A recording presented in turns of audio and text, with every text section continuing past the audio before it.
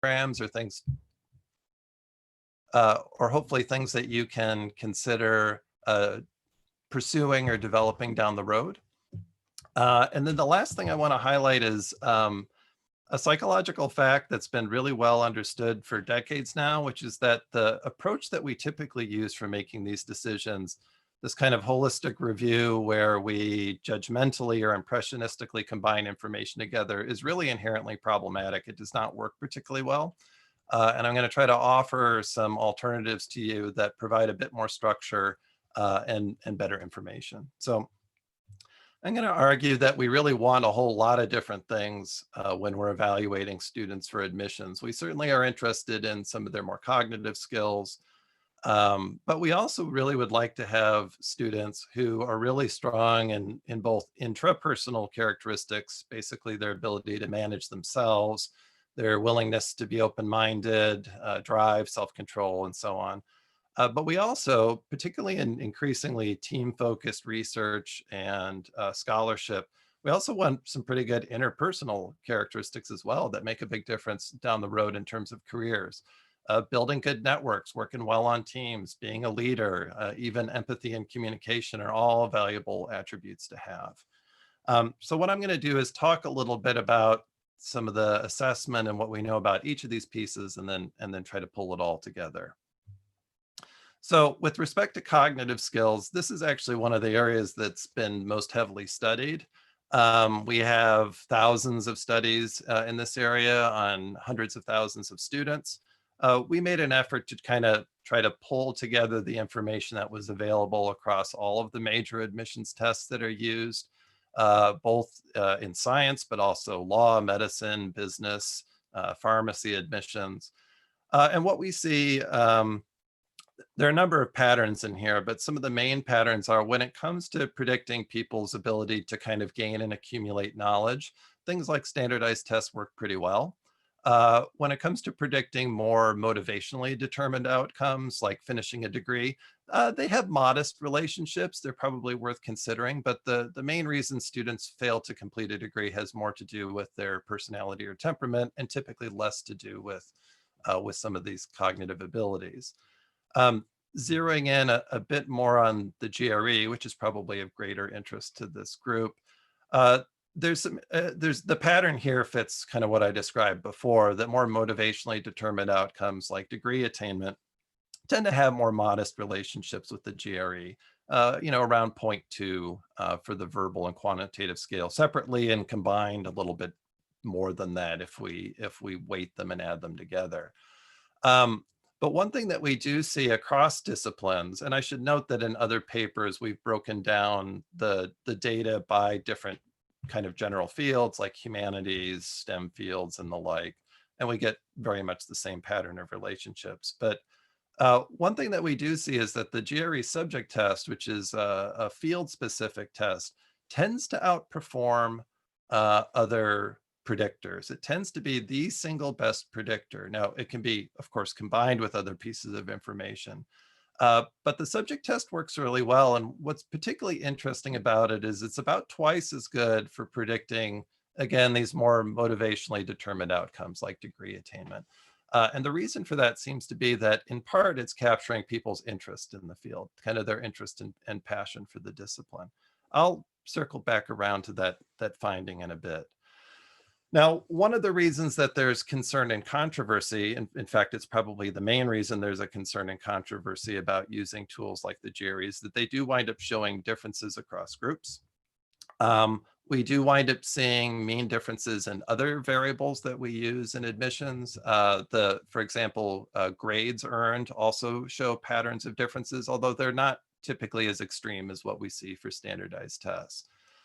Unfortunately, in graduate school admissions, college GPA functions very similar. The pattern of relationships, the strengths and weaknesses of grades as a predictor are very similar to what we see for the GRE, and that it's grades are, really good at predicting grades, but they tend to be much more modest as predictors of, say, research productivity. But pretty much across the board, we see that college GPA is a more modest predictor of subsequent success than the GRE. It falls in kind of a second place as a tool. Although again, it can be combined with tests and other information to come up with an aggregate overall better predictor. One thing that I think is important to realize is that GPAs, the GPAs we get when we're making decisions about who to admit, they're not all the same. So it's probably not a shock to this group that a 3.5 GPA from one school doesn't necessarily mean a 3.5 GPA from another school. And that one can reflect quite a bit more learning and difficulty and rigor in the curricula than not. So at the University of Minnesota, for example, we have 1,000, 3,000, 4,000, 5,000, and 8,000 level classes. And students can earn a bachelor's degree pretty much never having taken a 5,000 level class, which is a course that is often a first-year course for graduate students or master's students. Undergrads are eligible to take those courses. And so we can have one student that has a fairly large number of 5,000 level courses embedded in their GPA, whereas another student may have attempted none at all. And so there winds up being a big difference in terms of the rigor, the amount of advanced coursework students have taken. And what we find is that standardized tests like the SAT, but also high school grade point average, are reasonable predictors of the amount of advanced coursework people take. This is one explanation for why we wind up seeing some of these differences in standardized test scores by racial and ethnic groups. Because Nathan, there was one question. Can I just? Oh, sure. Go ahead. Leo, I think. Oops. Yeah, I just wanted to clarify. Is this is your data sort of across field, or is this for some subset of fields? If you could clarify that. Yeah, sure. So some of the data that I presented, like for the GRE, that was a meta-analysis across all disciplines, but we've also separately broken that down by kind of broad categories. So looking at disciplines in the humanities, STEM fields, social sciences, and the relationships wind up being very similar for those, with the exception that the GRE quantitative scale for some very quantitative fields winds up showing not much of a relationship at all, simply because most of the people who get into graduate school in those disciplines more or less max out that particular scale. That's the only exception to the overall pattern. Does that help? Yeah, okay, thank you so much. Sure thing. Now, these data are specifically on students who have completed a STEM bachelor's degree from 71 different colleges and universities in the United States. This is a fairly large data set that we have that includes graduates. And what I've displayed here are differences by gender and major racial ethnic groups in terms of the amount of advanced courses students are taking, having earned a degree in that major. So for example, among students who are earning a degree in physics, we see much lower rates of advanced course taking, particularly for Black African-American students, but also Latinx students as well. They, even though they're in the same school, have the same access to courses, they attempt and complete many fewer advanced courses, and in the process also typically earn lower grades as well. So there winds up being a difference in terms of preparation that we're seeing, unfortunately, across groups. And it's reasonable to assume that that's also reflected in some of these, say, subject-specific assessments that we wind up seeing. I think it'd be great if we could figure out ways to encourage students and make sure students were prepared to take some of these more advanced courses, because that would be a real benefit in terms of improving the overall level of basically human capital we would have coming out of our colleges and universities. Now, one reaction or one comment that I often get about the use of standardized tests is a common use of them where schools will say, well, we want to make sure that they're high enough.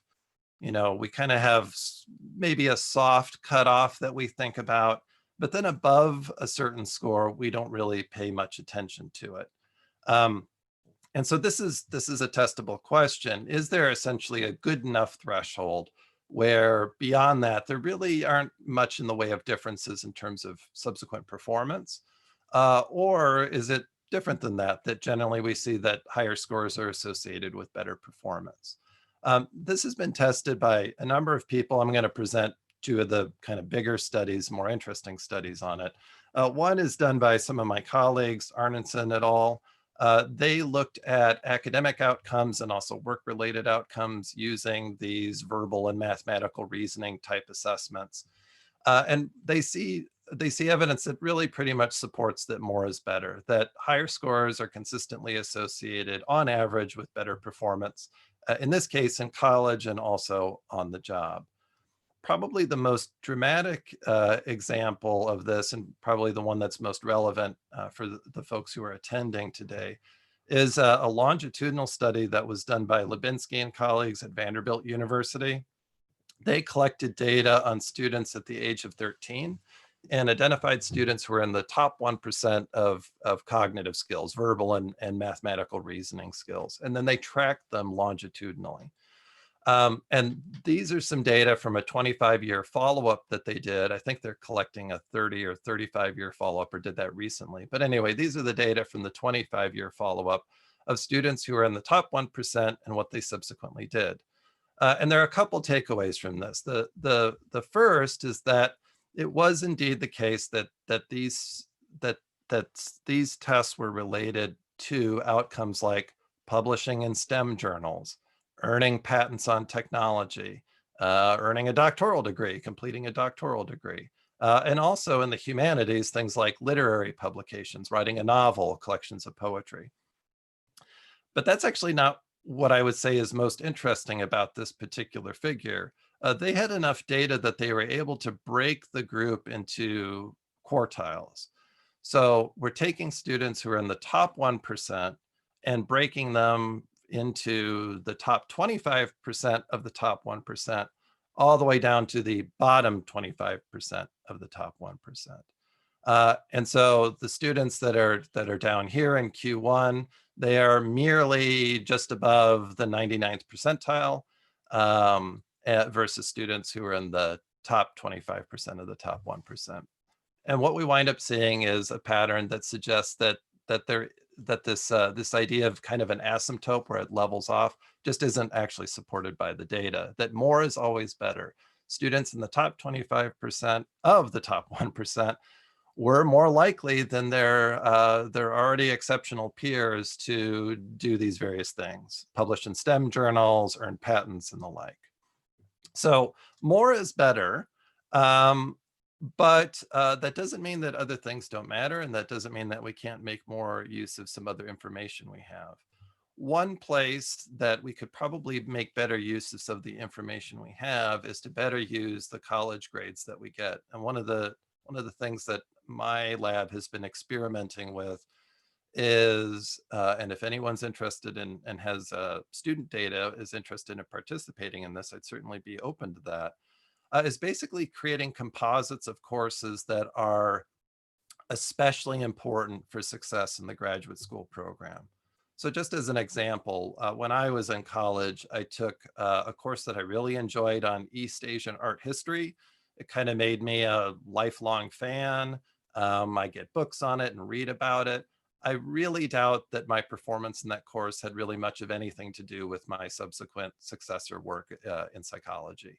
I got a decent grade in it, so I guess that means I'm motivated. But if you're interested in how well I'm going to do in the field, it would probably be better to focus attention in terms of grades on high-level courses in psychology, statistics courses, psychological measurement courses, and use a composite, use an average basically of the grades earned in those courses as a predictor, instead of using the GPA as a whole. And I think that's one place that we could get more information out of the tools that we have, is to create one of these, what we're calling a critical course composite. In other words, identifying across students, what are kind of the 8 or so courses you'd really like to see them doing, and then use those as a specific GPA that you consider alongside the other information. what this can serve as is essentially a substitute, depending on the discipline you're in, is for the subject test, that you're getting kind of domain specific knowledge, you're getting hopefully some interest in the field. But of course, it's not going to wind up being standardized across schools. So you're getting 2 out of 3 of the things that are useful about a more field specific test. This would also have more of a long-term advantage of signaling to students the kind of coursework that you think is valuable. So if, for example, on your website, you said, our program is especially interested in students who do well in the following 8 or 10 courses, that would tend to encourage students to come in and focus and be prepared for graduate study, which I think would have some good utility. Okay, so I've talked a bit about some of the evidence around these more cognitive assessments. I think it's important to also talk a bit about non-cognitive ones as well. It's a place that we can get additional information about students. And what I'd like to start with is comparing how we can predict using measures that have been designed for that purpose in more research settings versus the reality of what's going on in actual admissions decision-making. So this is just a quick sampling of things. We know that assessments of study habits, attitudes, and skills are really pretty good predictors of subsequent grade earned in college. They work almost as well as the SAT or high school grades in terms of predicting, and they add quite a bit of additional information on top of the SAT and high school grades for predicting performance in college. In longitudinal research, people's personality in adolescence is actually reasonably predictive of their likelihood of getting a divorce years, decades later. So here we did a review of prospective longitudinal studies. And although the correlations are fairly modest, keep in mind we're evaluating people in youth and then looking at their proclivity to get a divorce when they're 30 or 40 years old. And what we see is that the combination of kind of low conscientiousness, high neuroticism, and low agreeableness is associated in the long run with winding up getting a divorce. I actually was talking about this slide once, and a gentleman in the front row, after I said low conscientiousness, high neuroticism, low agreeableness, blurted out, sounds like my ex-wife. And I thought, as a psychologist, I thought, what an impulsive, neurotic, disagreeable thing to yell out in the middle of a talk. I think maybe it was you that was the source of the problem. But anyway, there's other research that shows that we can do a reasonable job of predicting things like academic dishonesty.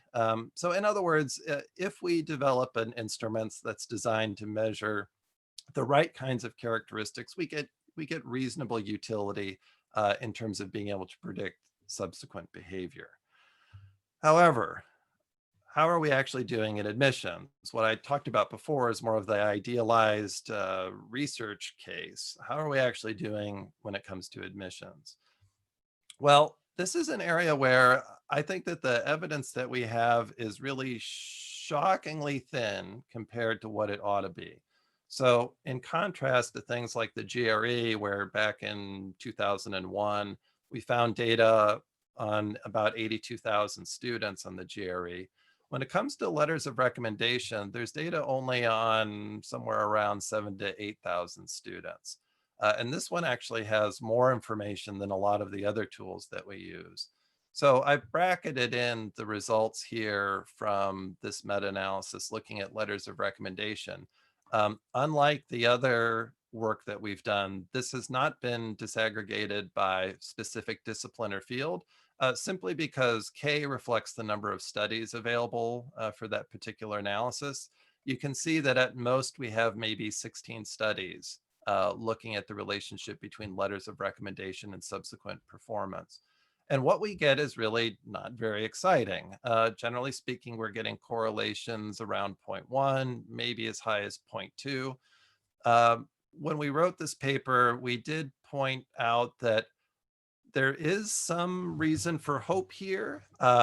This correlation 0.19 with attainment of the PhD is actually not terrible, given that we're talking about an outcome variable that's 5 years later.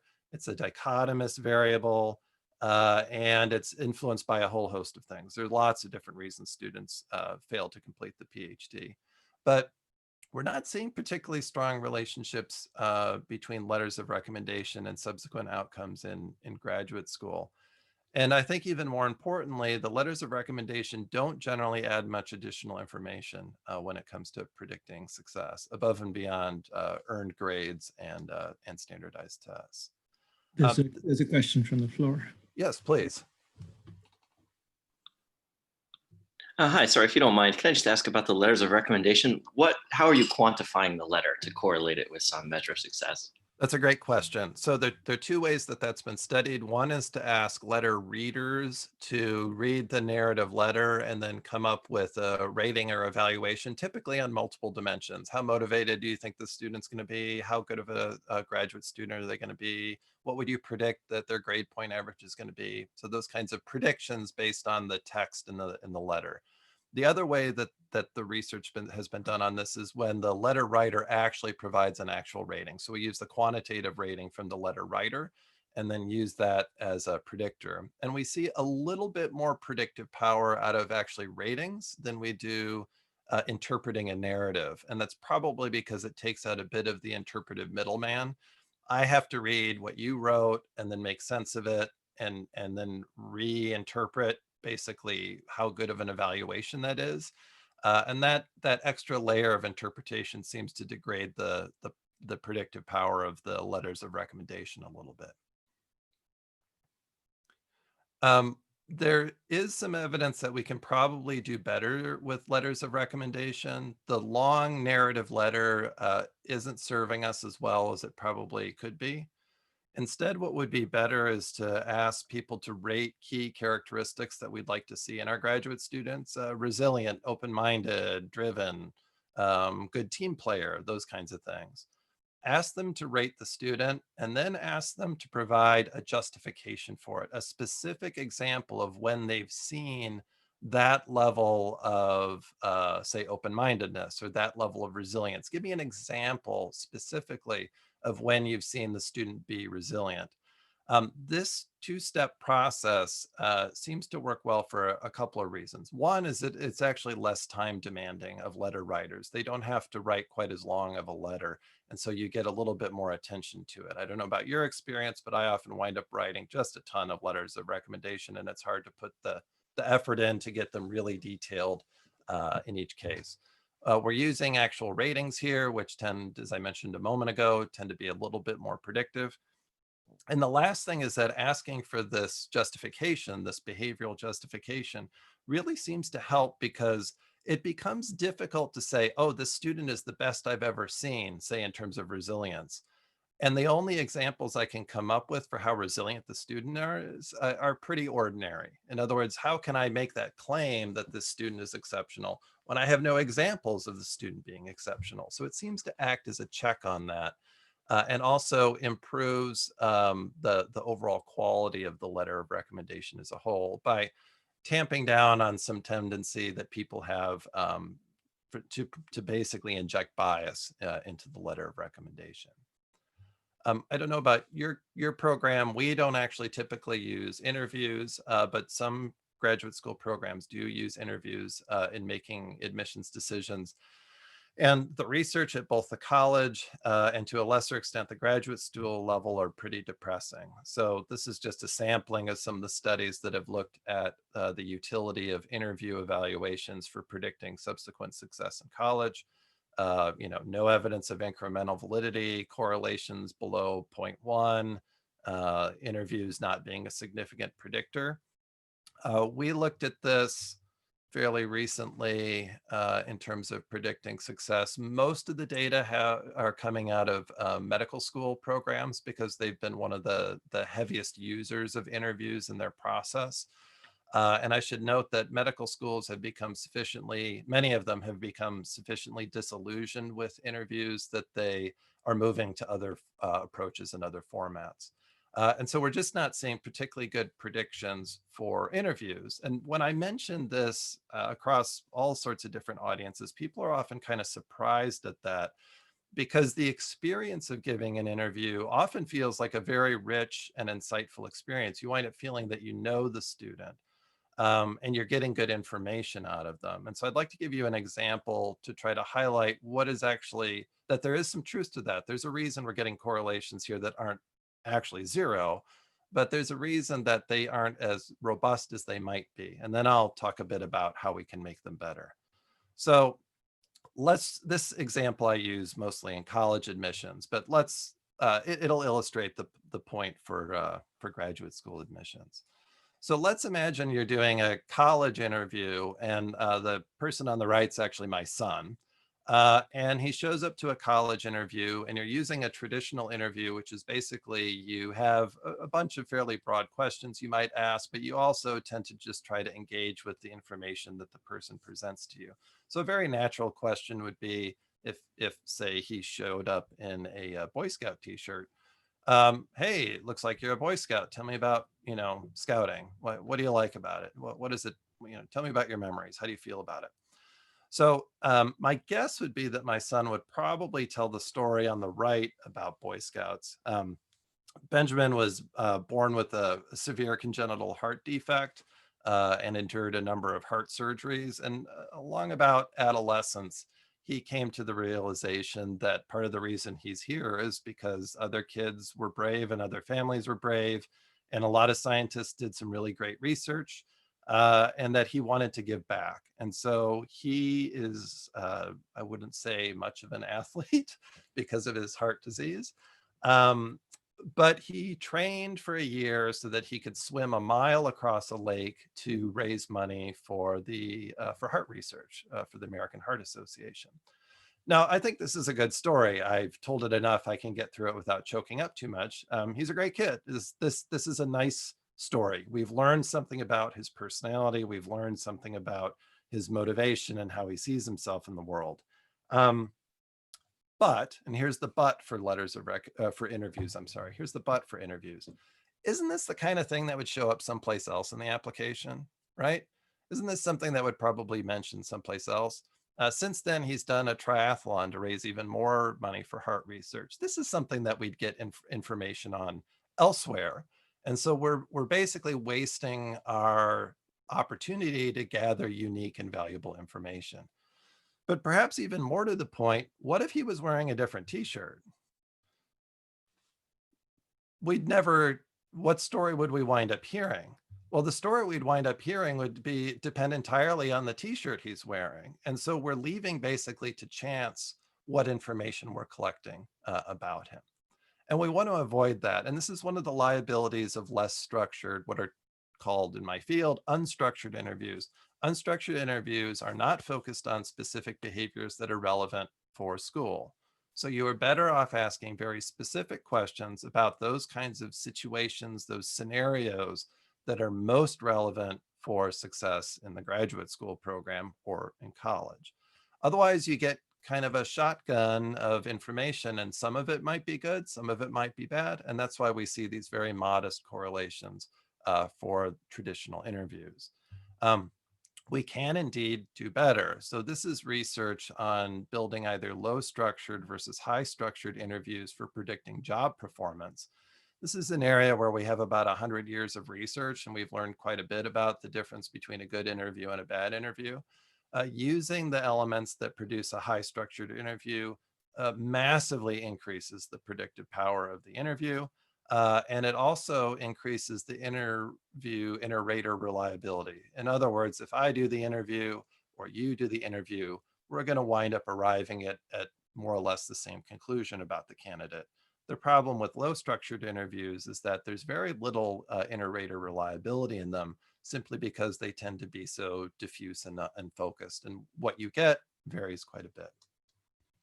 So if you do interviewing, I would recommend putting some effort into developing a more structured interview. It's a process. It takes a little bit of effort, but the gain you get in terms of the quality of information you learn about the candidate is tremendous. Personal statements and essays. Oh my. Well, first, there's just not a lot of data on them. at the time we did this quantitative review, we found 18 studies on what's one of the more popular tools for making admissions decisions, which I think is appalling.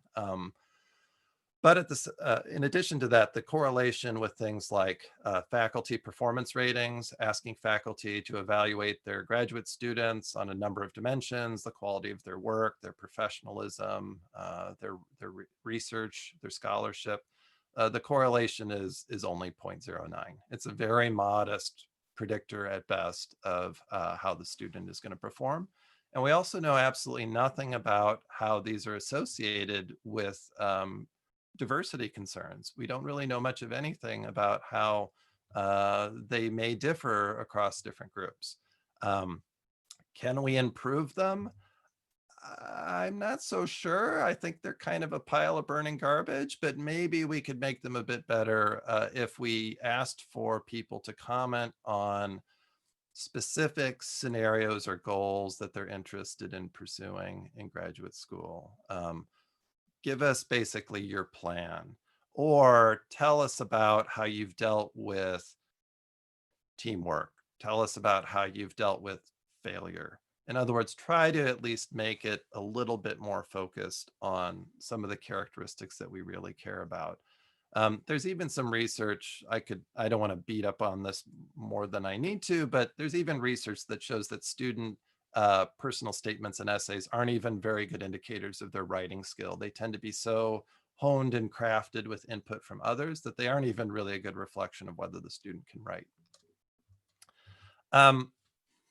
So another thing that I think we pay attention to, especially in graduate school, is kind of accomplishments and special talents. We're interested in that student who's worked in a lab and done some cool stuff. They've gotten maybe a paper out of it, or presented at a regional conference, or have their name on a proceedings. We're interested in maybe an internship they did. And there's some truth to this as a good thing to focus on. So I like to use this example to kind of explain thinking around this. This guy here, his name is Hammy Bizzle, and he was at one point heavily involved in admissions at the Phillips Exeter Academy, which you may or may not be familiar with, but it's one of the more prestigious private schools, old private schools in the United States. And one of the things that Exeter was interested in early on was finding students from all different walks of life. So they were interested actually in admitting a diverse, socioeconomically diverse student body pretty close to the beginning of the school. And one of the things Hammy Bizzle was interested in doing, one of the strategies he used, was to try to find successful newspaper boys. So why would he do that? Well, the reason he looked at newspaper boys was, one, they tended to come from lower SES backgrounds, but his idea was that if a student's been successful as a newspaper boy, they have the tenacity, the willingness to get up early, to work hard, overcome obstacles, show up on time, those kinds of attributes that are going to make them successful at this very challenging college prep program. That was kind of his idea. And this is a sound principle, this understanding people's past behavior as an indication of who they are in terms of predicting future behavior is in principle a great idea. So the problem is that we're very inconsistent in terms of how we evaluate stuff. Even Hammy Bizzle, I don't know if he thought about whether running a shoe shine booth, is that as good or how about working on the family farm? Is that as good as being a newspaper boy? I don't know if he considered that. When we're considering students for admissions, we need to know what these factors that we're looking at measure. We need to know how well they work, and we also need to know if they're unbiased. So just kind of to illustrate the good and the bad of this approach, this is a review that we did looking at these biographical assessments that were carefully constructed to measure things like artistic achievement, leadership, even attendance. And if we target people's life accomplishments thoughtfully, we can actually get pretty good prediction out of it. An artistic scale that targets a student's artistic accomplishments winds up being a good predictor of their artistic accomplishments in college. However, The way that we use this in graduate school admissions, I think leaves a lot to be desired. I can't see all of you, but yeah, I'd just be curious. I'm gonna see if I can get, well, a lot of you aren't using your camera. I would wonder how many of you use prior research accomplishment as a pretty key consideration in terms of making graduate school admissions. We can use the raise hands feature. Yeah, if you just raise your hand if you consider prior research accomplishment in the process, I'd just kind of be curious to know. So a lot of hands going up. Okay, cool. So here's the thing. We know almost nothing about this, and what we do know about this is pretty jarring. This is a study that just came out by Miller, Corday, and Solta. They went out and they dug up every single study they could possibly find on how undergraduate research experience is associated with subsequent performance in grad school. And you can see that, one, there's almost no data out there on this. And two, the correlations between undergraduate research experience and outcomes is very, very modest. Now, I'm sure you've got a ton of questions. Your questions are probably one or more of the following. Well, what about for different disciplines? Well, what about different types of research accomplishments? And those are both great questions. And the problem is we've got 12 studies on the topic and we don't have good answers to it, to be honest. What we do see is not a lot. And so this is another area where I think we're in desperate need for evaluation of how well does this thing that we all pay attention to actually work? Is there a way to make it better?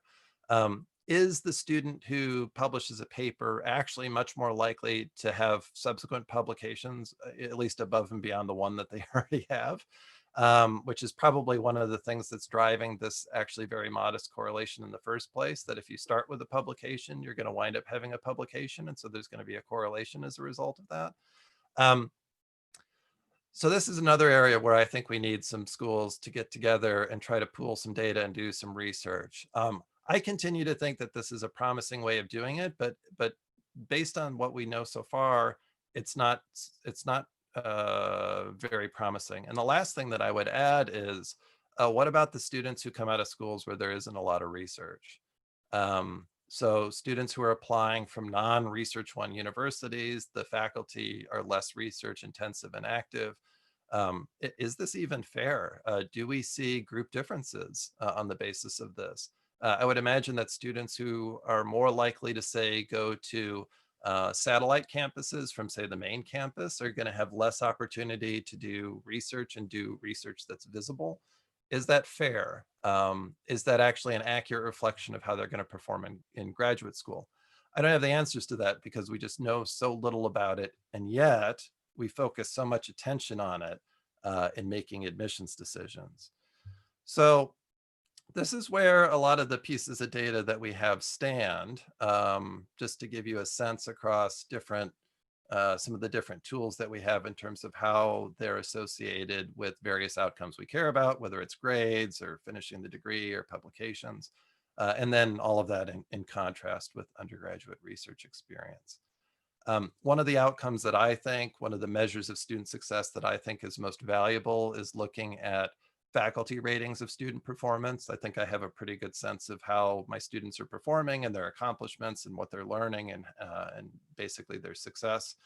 And this is just another kind of contrast across some of the different tools we have in terms of predicting subsequent student performance.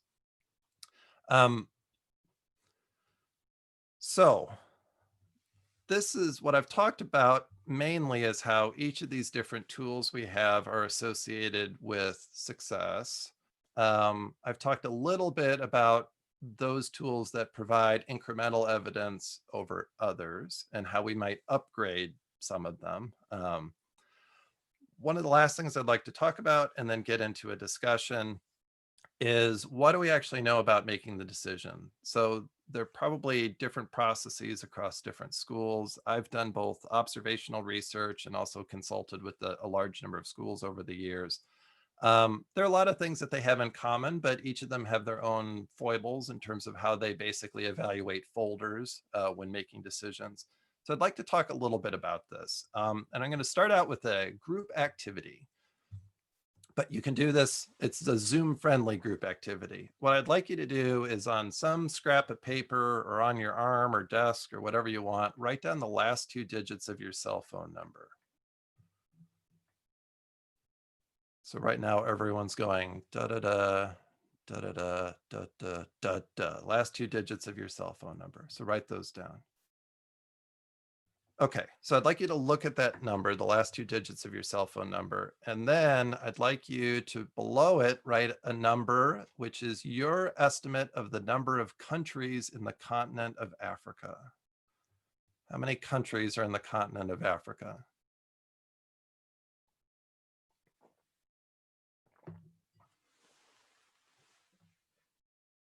I did this once in Africa and people did pretty good on it. Most Americans don't do so hot on this question, but so now that you've written that down, I hope I've done this a large number of times and collected data, and here's the pattern that we get out of it. When people have 2 digits, 2 small digits in their cell phone number, say 14, below 50, they tend to estimate somewhere around 37 or so countries in the continent of Africa. When people have the last 2 digits of their cell phone number is a fairly large number, over 50, say 73, they tend to estimate more countries in the continent of Africa. And this is called the anchoring effect. It's an incredibly robust psychological decision-making effect. It's an effect that you can basically do nothing about. Even being aware of it doesn't allow you to overcome it. It shows up in all sorts of different areas. This is one of the classic studies on the topic where they asked people to say what they would pay for this lovely toaster after writing down the last 2 digits of their social security number. And you can see that when people write down a bigger number, they think that the toaster is for some reason worth more money. So this is just one of many decision-making biases people have that influences the quality of the decisions we make. And it also plays out in admissions. So how did the interview go? If you ask that question of a colleague of yours and they say, oh, it went great, you've just been anchored. What school did the student go to? That anchors you. Basically, the first thing that you come in contact when reading a file subsequently anchors your decision-making. Now, anchors can actually be good or bad depending on what and how and when and where. And there's actually ways of using the anchoring effect to improve decision qualities rather than undermine decision quality.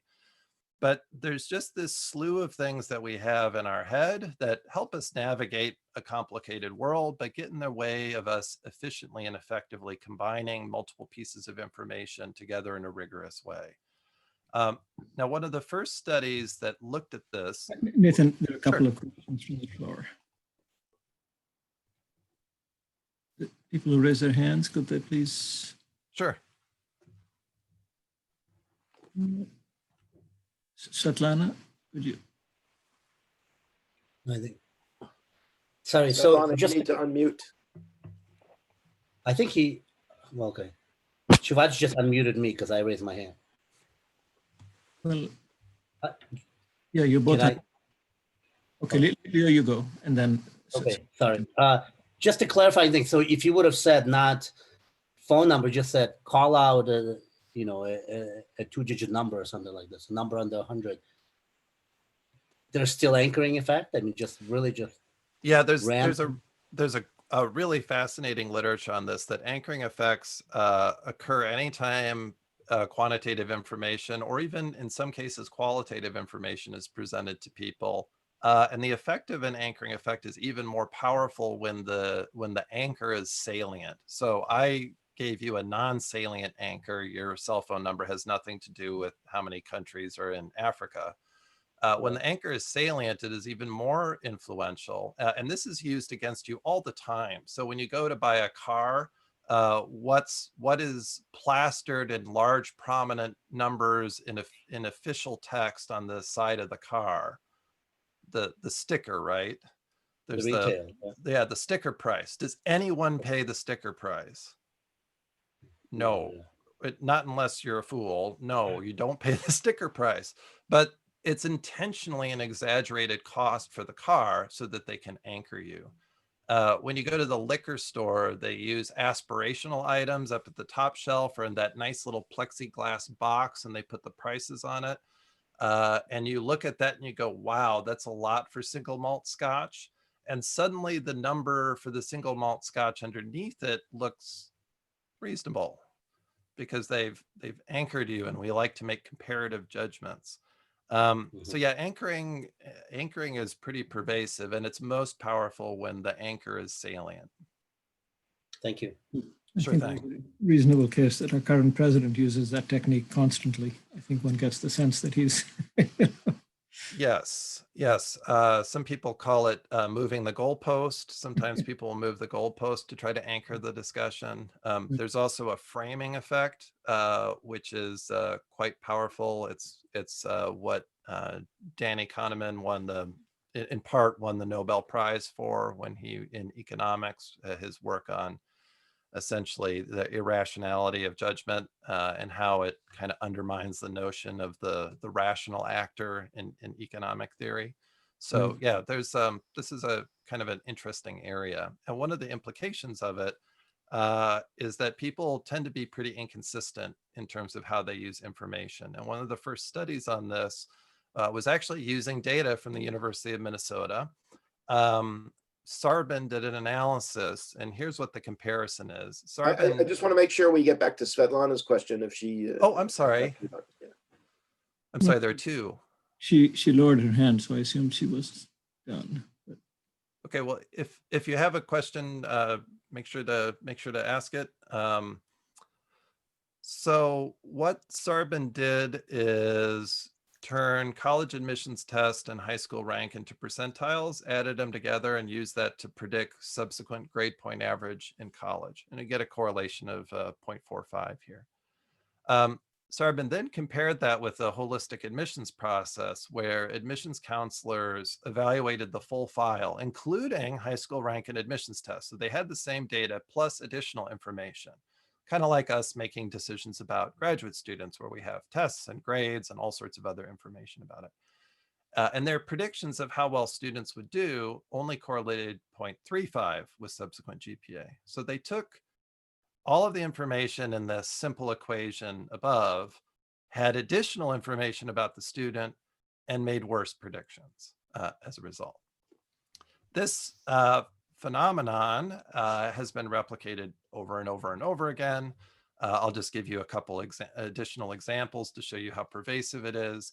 Lasky did a study many years ago now where they asked medical doctors to review psychiatric files. So these were patients who were hospitalized for mental disease. And of course, the goal is to get people healthy enough that they can go back out into the community and go back to their homes and families and so on. But of course, people sometimes have a relapse and then they wind up having to be readmitted into the hospital. And so the psychiatrists were asked to evaluate the medication and all the file information to make predictions about which of the patients were going to be successful and make it out in the community versus those who are going to wind up back in the hospital. And this is a really important question because if someone has to be readmitted into the hospital, usually something's gone wrong and their health is at risk, and sometimes their lives are at risk as a result. So the psychiatrists, again, were able to make predictions, reasonable predictions about who is going to be okay versus who was less likely to be okay. But there was another technique that worked just as well as the expertise of the psychiatrists, which was to put the files on a scale. And so the files that had a lot of paper in them were more likely to result in the patient being readmitted. The files that had very little paper in them that didn't weigh as much were less likely to be admitted. So the weight of the paper was as predictive as the expertise of the doctors without even considering what was written on the page. This shows up in all sorts of areas. Bordeaux wine. I don't know if we have any Bordeaux wine drinkers out there. I don't, but my understanding is that this is a wine that has to age for a while before it's really any good to drink. And so wine tasting experts will taste the kind of raw, unfinished product, and they'll make predictions about, yes, this is going to be an excellent wine, or this is going to be a not so good wine. And people pay good money to get these basically forecasts, these prediction sheets from experts, and then they buy wine accordingly. An economist decided to try to see if he could model some data and come up with predictions of how good wine was going to be. And wine experts thought this was ridiculous. And some of the nicer things they said about it was that it was absurd. They said some meaner things about this idea. But here's the data just looking at two variables, the summer temperature and the rainfall at the point of harvest. And you can see that the above average priced bottles are over in this section, and the below average priced bottles are over in this section. And just two variables in a fairly simple equation wind up being pretty good as predictors of the value of wine. So something as human and subjective as what's a good wine, again, winds up being better predicted not by experts, but by data. Using very simple, we're not talking elaborate, very simple equations. And so we got curious about this phenomenon in making decisions about who to hire and also who to admit into a school.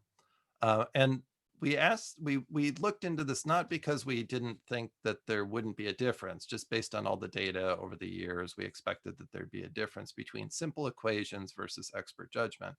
But the question was, how big was the gap? And it turns out that the gap is actually pretty big, that expert judgment in making these predictions is not anywhere near as good as using the equation, whether we're talking about making predictions for hiring or making predictions for admissions.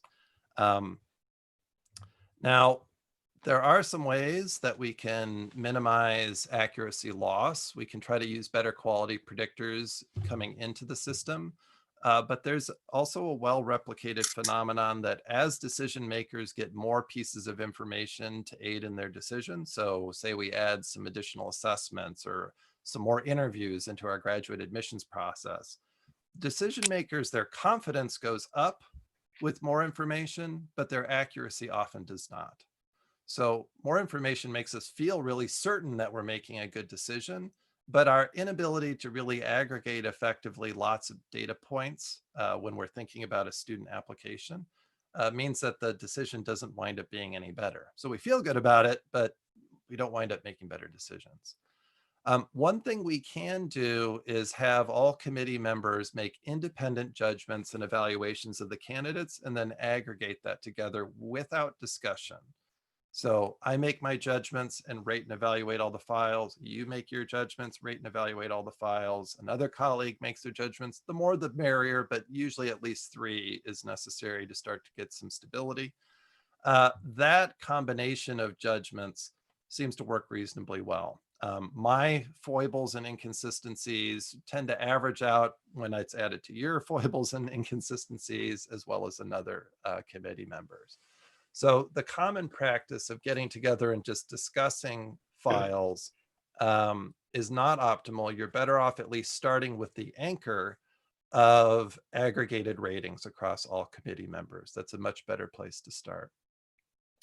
You could also try to combine predictors algorithmically based on kind of a consensus discussion of how much to weight each of the pieces of information that you're using in making the decision.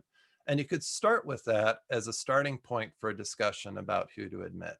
So you essentially wind up rank ordering the candidates based on this overall score that you aggregate together, and then have a discussion from there about who to admit and are there details in the folder we should consider.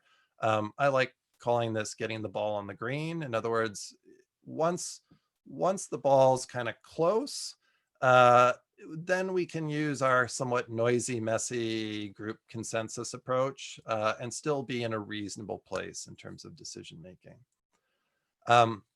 And the last thing that can help is, instead of interpreting some of the information that we get in the folder in a very kind of subjective, qualitative way, see if you can actually quantify it. And that has two advantages. One is that it facilitates some of these other approaches, aggregation, for example. The other thing it helps with is it makes it very salient if you and your colleagues are seeing the information very differently. So if I read a letter of recommendation and I say, wow, this student is a 5 out of 5, and I give that a number, and you evaluate the student and you give them a 4 out of 5, that's an important piece of information. And what unfortunately tends to happen in discussions is I say, yeah, the letters are really good. And you say, yeah, the letters were good. But that hides the fact that actually there's a reasonable gap in a agreement between the two of us about just how good they were. So trying to get more consistent and rigorous with using the data would help. There's a question from the floor. Sure. I was actually just going to conclude. So how about I'll say my conclusion and then I'll answer some questions. Okay. Go for it. So I think that I hope at least you're somewhat persuaded that many of the predictors we have are not as good as we might like them, but some of them can be upgraded. The process that we use for making decisions can actually undermine the quality of decisions we make. But again, there's some techniques we can use that are reasonably straightforward that can help. There are some new ideas for scalable approaches to try to evaluate grad students and college students. They're not available right now, but they may be possible. And I think the last thing I would make an appeal to you to is, I think we need more data. Like, for example, we talked about research experience. I think we need a lot more data. And so my hope is that at least some of you will be nudged into maybe collaborating, maybe doing a consortium to investigate this, because this is important. Figuring out who's gonna be a good graduate student is really important. So that's what I have to share with you today, and I'm happy to chat and discuss and maybe show more slides to you, whatever you want to do. Great, thank you so much. So I'm going to stop recording, and then we can turn to, so there was one question that